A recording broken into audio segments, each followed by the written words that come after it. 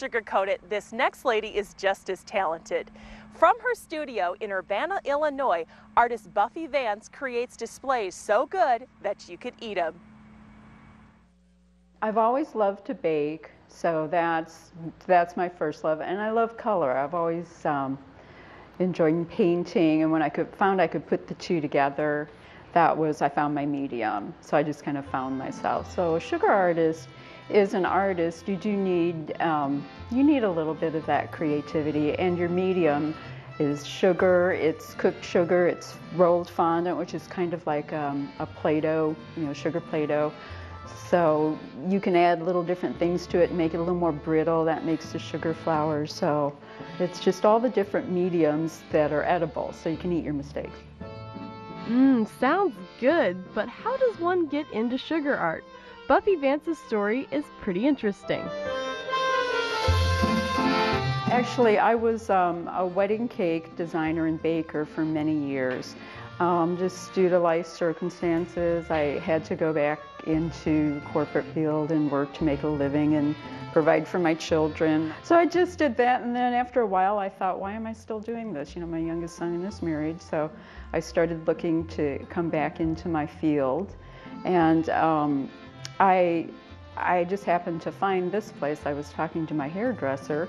She had a beautiful space, and it really inspired me to start looking, and I found this. It's an art gallery district incentive that the city of Urbana does.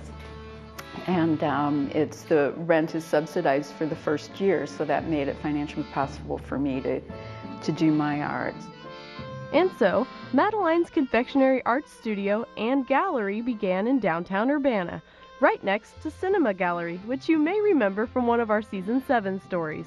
But what's more interesting than Madeline's location is how it got its name.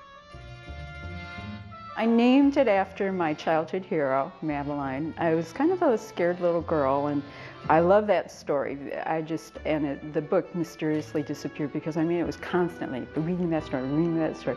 She wasn't afraid of the lions. She just said poo-poo, and she'd walk on the fence, and she just was not afraid, and I always admired that. And when it came time in my life to step out on my own and to just follow my passion and get into my field, that's a really scary thing, to leave security. And it just kind of came to me, don't be afraid, be like Madeline. And I thought, that's the name, I'm gonna name it Madeline. So every time I hear it or see my logo or see it, I just feel very empowered and very grateful. Buffy creates custom cake toppers and does sugar art displays over styrofoam in the back room of Madeline's, and displays and sells art from other local artists in the front room, which also doubles as a classroom. Anyone can sign up to learn some trade secrets in one of Buffy's cake decorating classes. She also offers basics in Cake Decorating 101 and has a class all about fondant.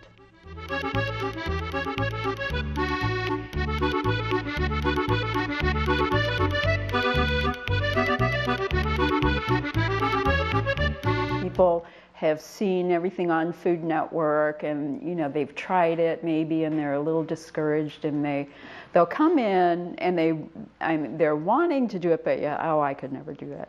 What makes my class different is that everything is here. There's student kits for use in class, so there's nothing to purchase. Students walk in, I give them an apron, and they learn how to ice a cake, how to make it look pretty, how to do borders.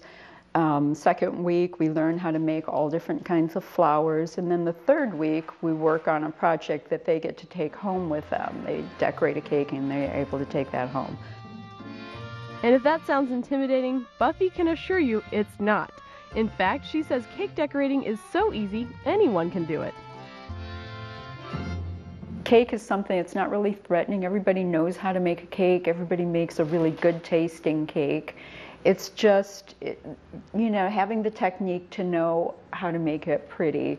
And so I think people have seen my work and have talked to students, and I think they're attracted to just the idea that, hey, maybe I can do that too. Maybe I can do that too, and they can.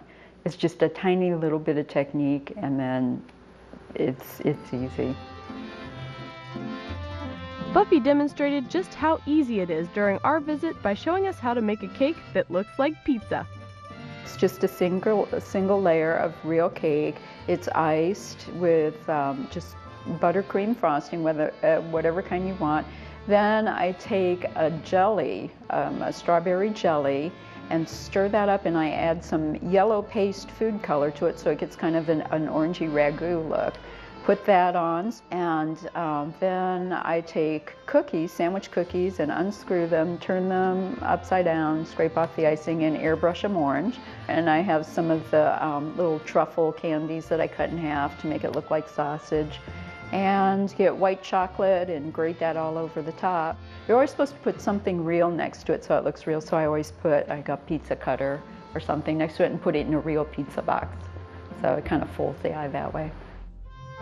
The inspiration for cakes like the one that we just saw comes from all over. Buffy says it may be food she sees at the grocery store that she envisions repurposed for cakes, kind of like the cookies she used for the pepperonis on the pizza cake. But sometimes she just gets inspired by her surroundings.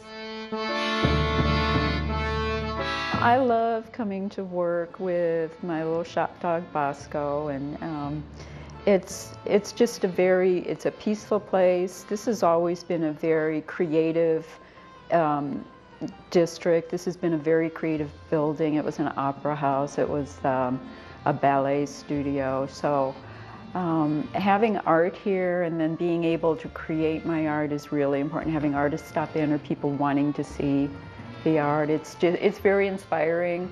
So I used to sit and daydream in my cube, and just between emails and try to, I'd cut out pictures of cakes and put them up on the cubby, and every once in a while think about it. Now it's just, and of course starting two businesses at first, it's a little bit of work, but now I'm able to start going into the studio and doing my art. So that's nice. I just enjoy being in my field. And if you're someone who daydreams about someday realizing your own passion or talent, Buffy has some advice. I wrote out what I wanted, and I just started to believe in it and believe in myself and just not be negative and complaining about the way things were, but sort of living in how I wanted them to be, sort of believing what I hope for. And so that's what I would say. I would just say, just go ahead and dream and then just believe in what you hope for. If you'd like